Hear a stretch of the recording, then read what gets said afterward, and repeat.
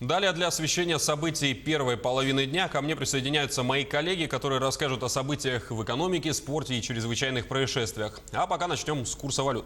Итак, согласно информации Центробанка, доллар остановился на отметке в 62 рубля 16 копеек, евро 68 рублей 90 копеек. По сравнению со вчерашним днем наблюдаем падение по всем позициям.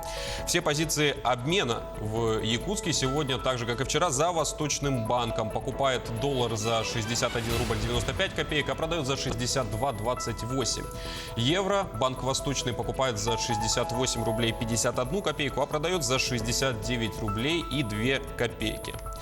Ну а мы двигаемся далее. Для постройки домов обманутых дольщиков России необходимо 500 миллиардов рублей на 3 года. Об этом сообщил гендиректор Фонда защиты дольщиков Олег Говорун.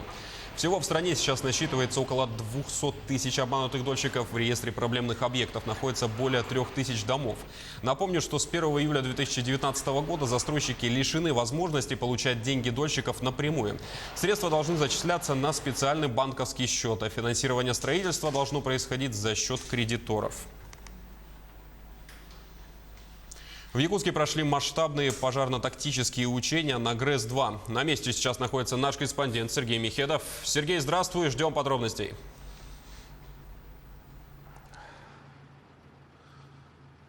Да, Вася, приветствую. Мы сейчас находимся на якутской ГРЭС-2. Буквально около получаса назад здесь завершились пожарно-тактические учения.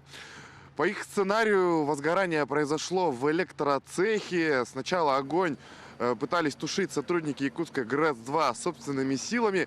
Затем к тушению пожара присоединились сотрудники пожарного гарнизона.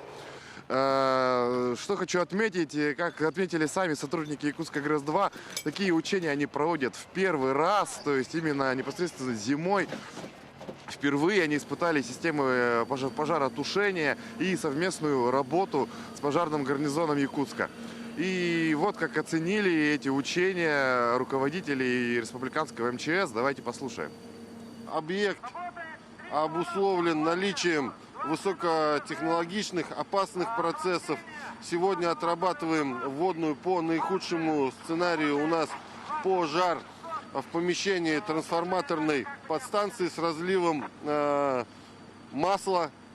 Привлечены силы и средства якутского гарнизона по наивысшему 3-му рангу пожара.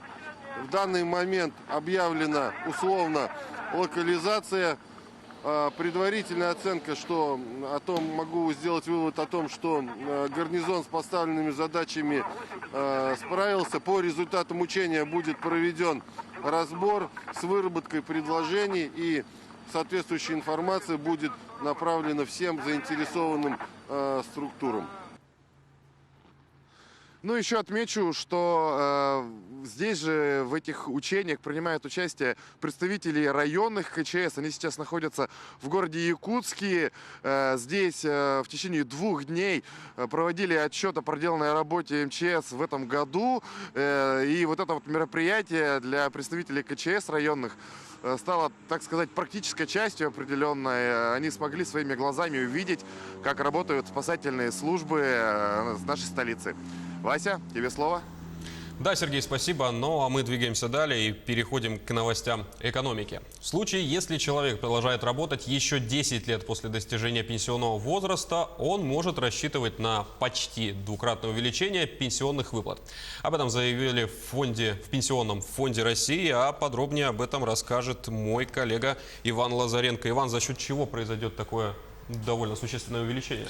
Василий, приветствую. После того, как человек достигнет пенсионного возраста и продолжит работать, ему будут ежегодно индексироваться индивидуальные пенсионные коэффициенты, а также начисляться дополнительные пенсионные баллы, которые, кстати говоря, планируется к 2036 году заменят такое понятие, как трудовой стаж.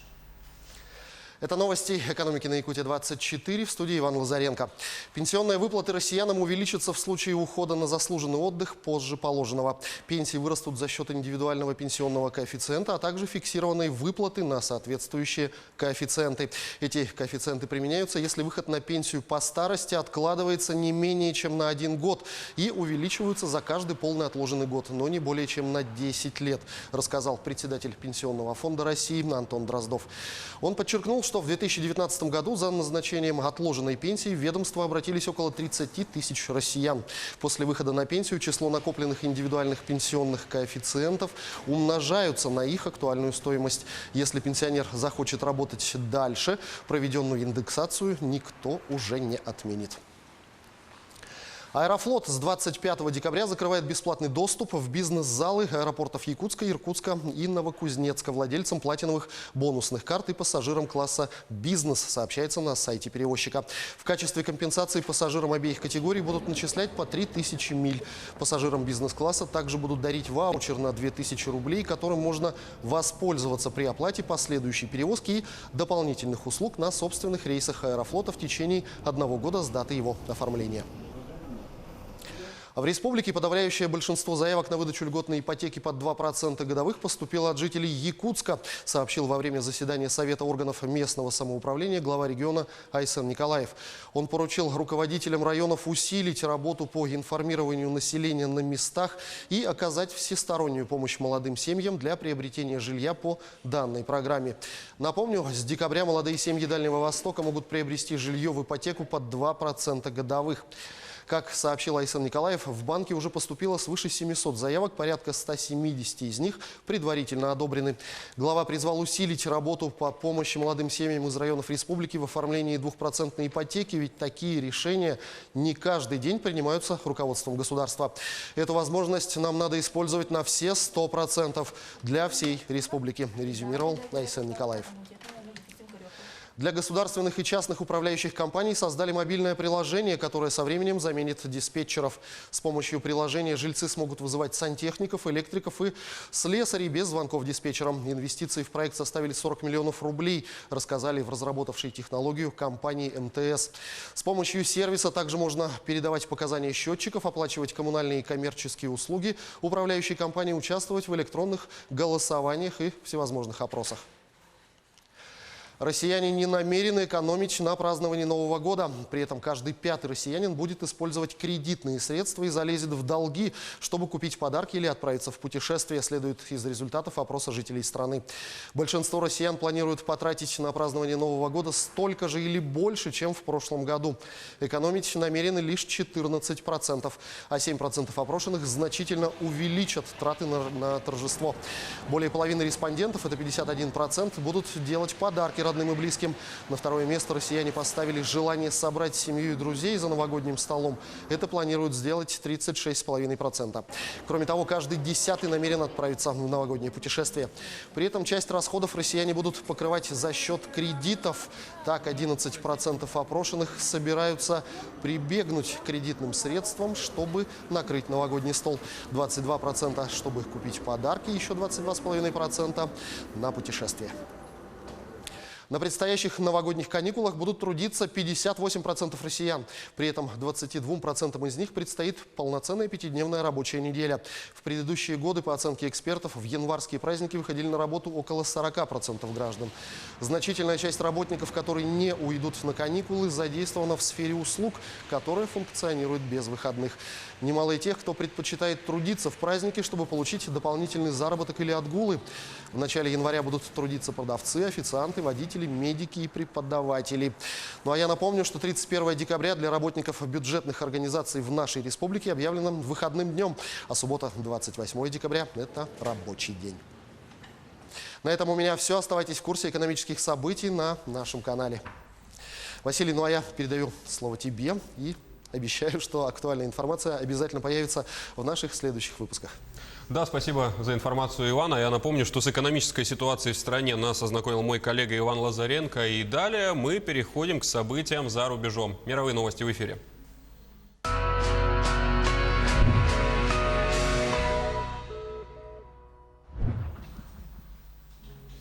Не вполне обычное дорожно-транспортное происшествие случилось на востоке Индии. Под эстакадой на автотрассе застрял самолет. Правда, он передвигался не самостоятельно, а на грузовой платформе, но высота моста оказалась недостаточной для его прохода. Все подробности узнаем у Сергея Берца. Самолет почтовой службы Индии застрял под эстакадой через автотрассу в районе города Дургапур в штате Западная Бенгалия. Списанный летательный аппарат без крыльев и хвостового оперения был помещен на транспортную платформу для доставки из Каликаты к месту утилизации. Пролет моста оказался слишком низким для такой конструкции. Организаторы перевозки и водитель подошли к делу без должной ответственности, полагает управляющий национальной автомагистралью номер 2 Самит Мухерджи. При транспортировке таких грузов предварительно проводится обследование дороги, измеряется высота сооружений. В данном случае все происходило в 3 часа ночи. Никакой информации не было. Вот он и застрял. Высвободить самолет из-под моста удалось через несколько часов с помощью тягачей и сняв шины с колес платформы. Посмотреть на необычное зрелище собралось множество любопытных. Основатель и бывший гендиректор Uber Трэвис Каланик окончательно покидает компанию. Ранее он покинул пост главы Uber и продал 90% принадлежащих ему акций. Основатель и бывший гендиректор Uber Technologies Трэвис Каланик уйдет из его совета директоров 31 декабря. В опубликованном во вторник пресс-релизе компании приводятся его слова: «Кажется, сейчас правильный момент для того, чтобы я сосредоточился на текущем бизнесе и филантропии.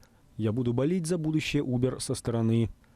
В 2017 году Каланик покинул пост главы Uber после нескольких скандалов, связанных со слежкой за клиентами и водителями, а также сексуальными домогательствами.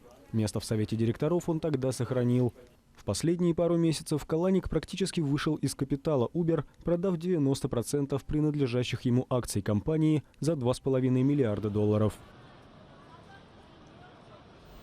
Тем временем парад медведей прошел в Румынии. Десятки человек прошлись по улицам в костюмах обитателей леса. Это традиционный предновогодний карнавал, который начинается под бой барабанов. Люди надевают костюмы медведей и других существ, устрашающе рычат и танцуют под музыку, чтобы, как говорят организаторы фестиваля, отогнать злых духов и помочь войти в Новый год очищенными прежде всего с духовной точки зрения. В Румынии медведь – это символ здоровья и удачи, поэтому медвежьи костюмы самые популярные на фестивале. Традиционно танец медведей заканчивается символической смертью и воскрешением, что означает скорый приход весны. По некоторым оценкам, костюм для взрослого человека весит до 40 килограммов, но участники парада уверяют, что не чувствуют его. Это легко, не тяжело и очень красиво. Я действительно люблю наши традиции. Это мой 5-й год. Ты вовсе не чувствуешь вес медвежьей шкуры. Для меня она легкая, потому что я люблю то, что я делаю. А всего за сутки до Рождества Санта-Клаус покинул свою резиденцию в Лапландии и отправился в праздничный рейс. Он еще должен успеть доставить подарки детям по всему миру. В понедельник в Раваньеме за полярным кругом состоялась церемония проводов Санта-Клауса. Прежде чем покинуть свою резиденцию в Лапландии и отправиться в традиционное глобальное путешествие, он обратился с напутствием ко всем, кто готовится встретить праздник.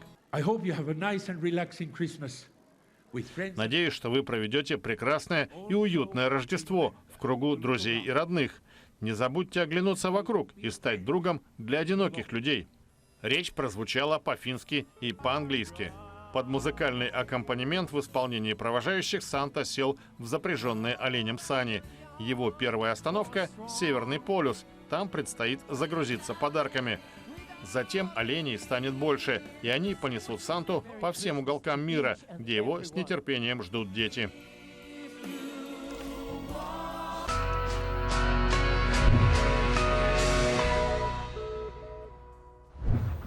Возвращаемся к новостям страны, в частности нашего региона. Влада Тимофеева стала новым руководителем Национального художественного музея Якутии. Имя нового директора НХМ Республики назвали сегодня.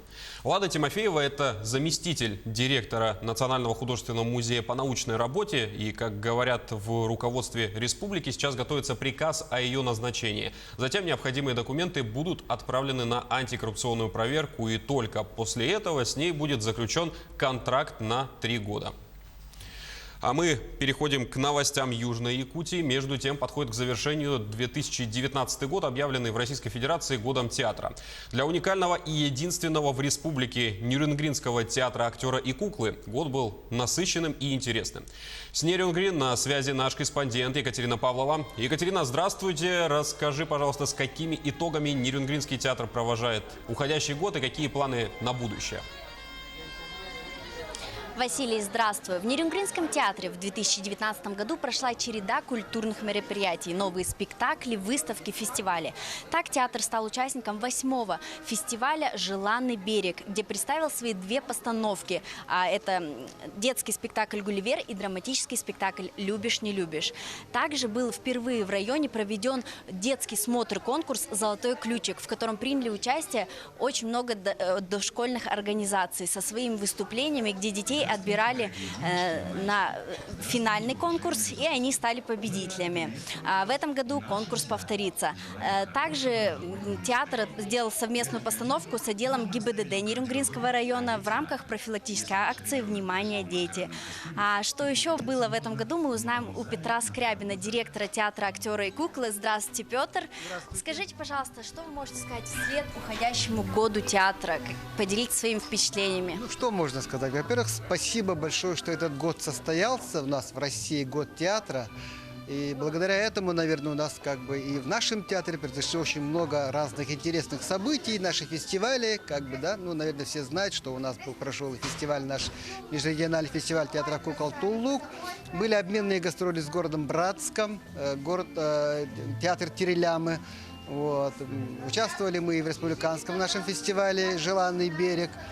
Впервые провели первый районный наш фестиваль детских театров, значит, кукол по Нерюнгринскому району. Участвовало 28, по-моему, постановок. Вот. Все садики нашего района участвовали. Это был просто замечательный праздник и для детей, и для нашего театра, конечно. А скажите, пожалуйста, реализовывались ли какие-то работы по ремонту театра? И какие планы вообще на будущий год?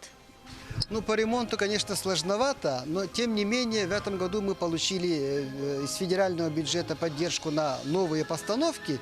И буквально 2 постановки мы сделали именно на эти деньги, на это финансирование. У нас получился спектакль «Станционный смотритель». Был приглашен режиссер и художник из города Санкт-Петербурга. Вот это спектакль для школьного возраста детей, будем так говорить. И спектакль «Судьба» по произведению Шолохова «Судьба человека». Это кукольный спектакль для взрослых, ну, для семейного просмотра будет. Вот. Мы хотим сказать, что год театра еще не завершен, но уже сегодня можно сказать, что по всей России театры прекрасно справились со своей задачей, потому что было привлечено более 6 миллионов зрителей и было проведено более 9 тысяч мероприятий. Василий? Ну что ж, Екатерина, спасибо. Я напомню, что о работе Нерюнгринского театра актера и куклы нам рассказала наш нерюнгринский корреспондент Екатерина Павлова. Ну а мы переходим к чрезвычайным происшествиям. Сотрудникам Росприроднадзора будут выдавать огнестрельное оружие. Соответствующее правило утвердило правительство страны. В документе сказано, что при необходимости его применения необходимо будет сделать предупреждение о намерении применить оружие и сделать предупредительный выстрел. Кроме того, уточняется, что нельзя применять оружие при значительном скоплении людей, против женщин, лиц с явными признаками инвалидности, несовершеннолетних, когда их возраст очевиден или же известен. Также нужно стремиться к тому, чтобы любой вред, причиненный в результате применения служебного оружия, был минимизирован, то есть максимально оставить возможность оказания первой медицинской помощи. В преддверии новогодних праздников все озадачены приобретением подарков, но не все хотят за эти подарки платить. Республиканские полицейские отмечают рост краж, совершаемых в торговых точках. Подробности узнаем у моего коллеги Александра Хавренко. Александр, действительно число краж увеличилось в магазинах именно в преддверии к Новому году?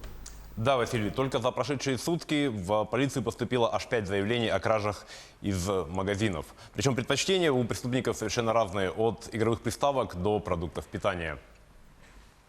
В эфире рубрика «Чрезвычайные происшествия», в студии Александр Хавренко. Здравствуйте.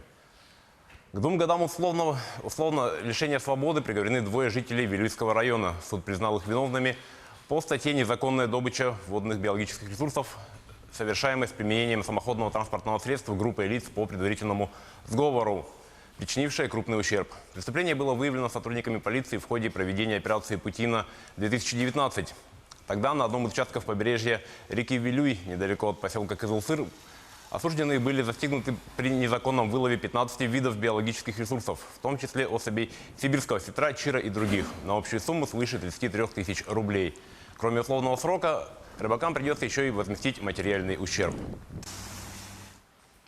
Прокуратура Нерюнгри утвердила обвинительное заключение по уголовному делу в отношении местного жителя. Он обвиняется в убийстве. По версии следствия, в октябре 2019 года обвиняемый распивал алкоголь вместе со своим братом. В ходе застолья между родственниками возник спор, кто из них будет ухаживать за престарелым отцом. Не сумев договориться, мирно один из братьев взял кухонный нож и нанес им 3 удара оппоненту. От полученных повреждений потерпевший скончался на месте преступления. Ранее обвиняемый уже отбывал наказание в виде лишения свободы за убийство. Дело направлено в суд. В Дюрбинском районе возбудили уголовное дело в отношении депутата одного из наследников района. Депутат, который работает директором образовательного учреждения, подозревается в угоне автомобиля и в вождении в нетрезвом виде. Ночью 7 декабря подозреваемый, находясь в состоянии алкогольного опьянения, увидел возле кафе-бара в Нерюнгри, как неизвестный ему гражданин вышел из автомобиля Toyota Vitz, при этом оставил ключи в замке зажигания. Желая покататься с ветерком по городу, народный избранник завладел автомобилем. Но прогулка была недолгой. В скором времени подозреваемый врезался в забор жилого дома, после чего бросил автомобиль и покинул место происшествия. В Нерюнгри по постановлению прокурора генеральный директор управляющей компании привлечен к административной ответственности за оскорбление своего работника. С жалобой на начальника обратилась одна из сотрудниц компании. В ходе проверки жалоба подтвердилась. Установлено, что генеральный директор, находясь на своем рабочем месте, в ходе совещания оскорбила сотрудника, унизив ее честь и достоинство. По результатам проверки прокуратура города возбудила в отношении директора административное дело по статье «Оскорбление», то есть унижение чести и достоинства другого лица, выраженное в неприличной форме. По результатам рассмотрения административного материала Нерюнгринский городской суд признал руководителя компании виновной в совершении правонарушения. За свои действия ей придется выплатить штраф в размере 1000 рублей. Полиция Непала задержала большую группу граждан Китая. Их подозревают в совершении киберпреступлений, мошенничестве и контрабанде. Подробности рассказывает Сергей Берец. В ходе полицейской операции в столице Непала Катманду взяты под стражу 122 гражданина Китая. Задержания произведены в понедельник на основании поступивших ранее данных о подозрительной деятельности этих людей. Как отмечают сотрудники правоохранительных органов, китайцы занимались кибермошенничеством и электронным взломом банкоматов. У них изъяты паспорта и компьютеры. По словам высокопоставленного офицера полиции, посольство КНР знало о предстоящих рейдах и дало согласие на их проведение. Официальный представитель МИД Китая Ген Шуан подтвердил эту информацию на брифинге в Пекине. Он назвал операцию успешным примером сотрудничества двух стран в сфере борьбы с преступностью. Сайт газеты «Непали Таймс» сообщает, что все задержанные въехали в страну по туристическим или студенческим визам и жили в нескольких районах Катманду в арендованных квартирах. Помимо финансовых махинаций, они занимались контрабандой запрещенных к вывозу диких животных.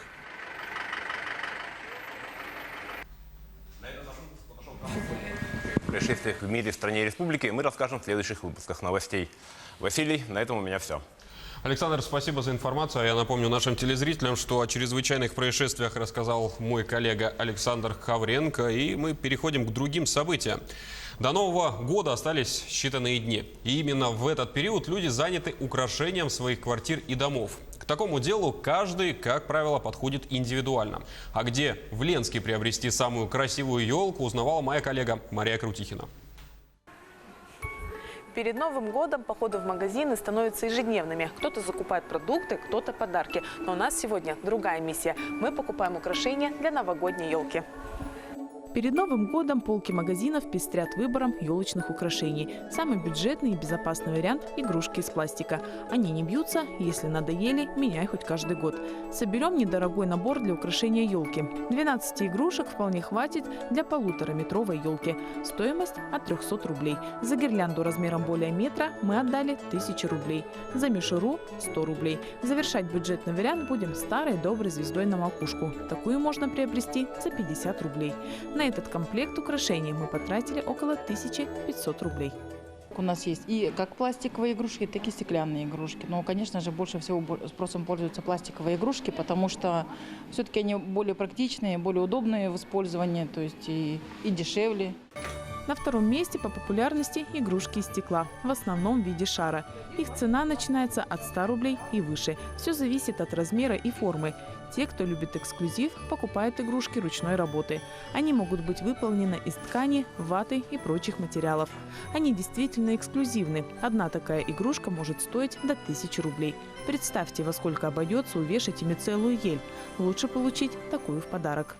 Самый вообще новогодний подарок – это именно елочная игрушка. А если она ручной работы и расписана вручную, то это самый волшебный подарок на Новый год. Украшение елки – любимое развлечение перед Новым годом. Оно объединяет всю семью. Придумайте свою традицию и наряжайте свою идеальную, ни на что не похожую елку. Марина Крутихина, Олег Соснин, Анатолий Гуськов. Телеканал «Алмазный край». Переходим к обсуждению спортивных событий. Депутат Государственной Думы России и трехкратный чемпион Олимпийских игр по греко-римской борьбе Александр Карелин в рамках своего визита в столицу Якутии в эти минуты принимает участие в торжественной церемонии открытия спортивного зала в училище Олимпийского резерва. На мероприятии находится и наш корреспондент Дмитрий Тымыров. Дмитрий, расскажи, что сейчас происходит и что за зал открывают в училище? Добрый день, Василий. В эти минуты состоялась торжественная церемония открытия нового зала, где дети будут заниматься греко-римской борьбой. Зал занимает 400 квадратных метров. Он оснащен всем необходимым. Здесь также имеется душ, тренажерный зал, кухня, туалет и ряд других благоустройств. Хочу отметить, что сегодня в этом зале занимается более 60 детей.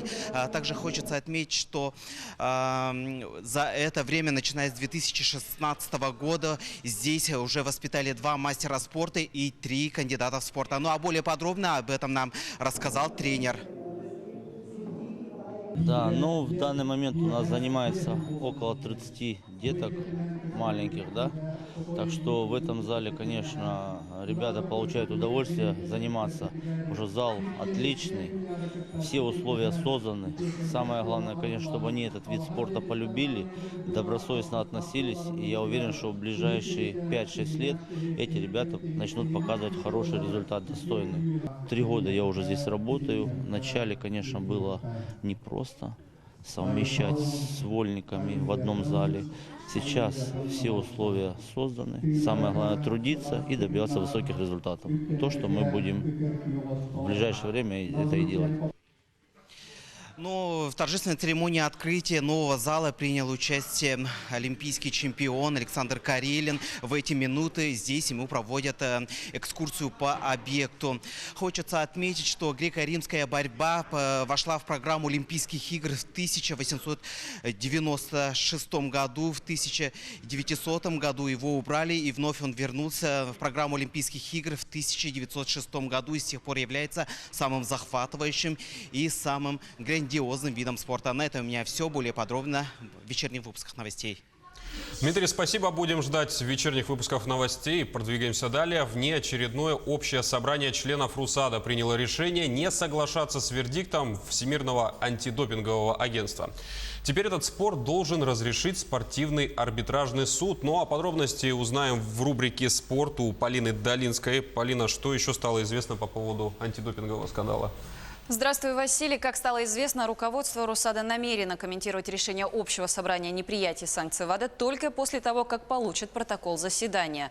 Окончательная позиция по санкциям российскому спорту была выработана в Москве в прошлый вторник. Это новости спорта на Якутия-24, в студии Полина Долинская.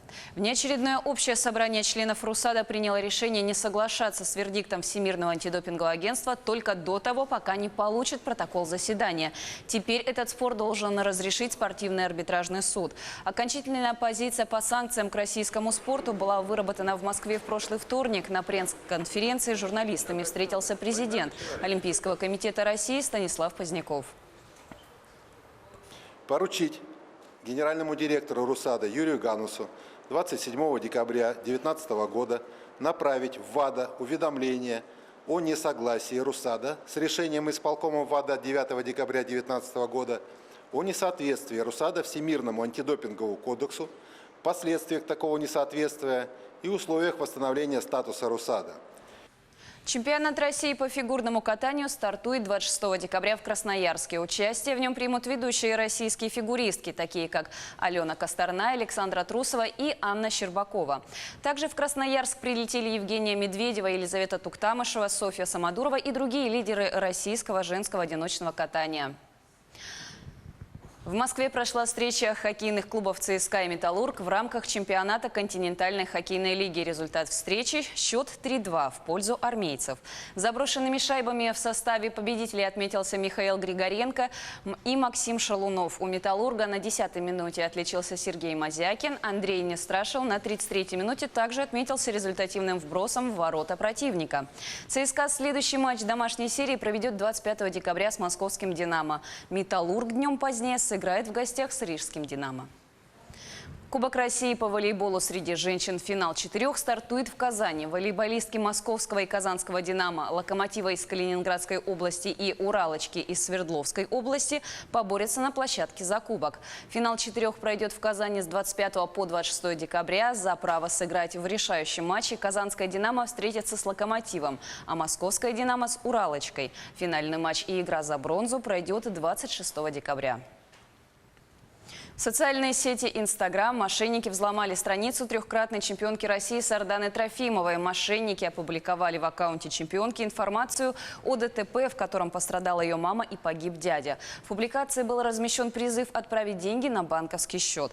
Сардана Трофимова выступила с опровержением этой информации, а также она намерена обратиться в правоохранительные органы, чтобы они нашли мошенников. Кроме того, взломали электронную почту Трофимовой, на которую она получала сообщения от системы «Адамс» о прохождении антидопингового контроля.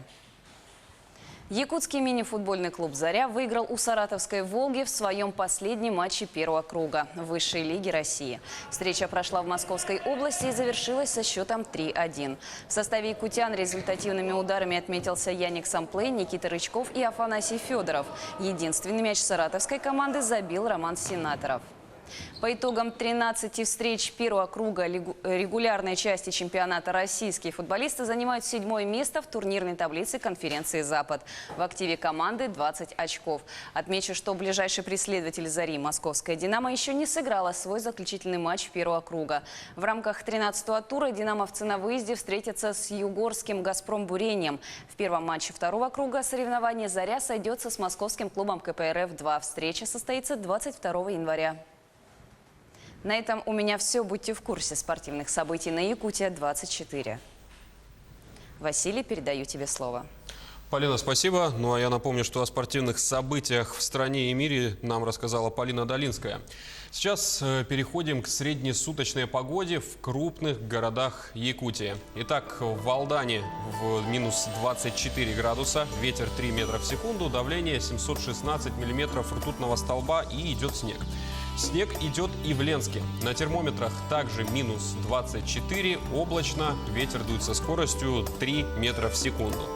В Мирном минус 28 по Цельсию. Давление 731 миллиметров ртутного столба, ветер дует со скоростью 4 метра в секунду и идет небольшой снег. Но снега нет сегодня в Нерюнгре. Минус 30 в столице Южной Якутии, ветер 1 метр в секунду и облачно. В Якутске также нет снега, минус 44 градуса, облачно, ветер дует со скоростью 2 метра в секунду. Ну а на этом у нас пока все. Спасибо за внимание и до встречи в следующих эфирах новостей.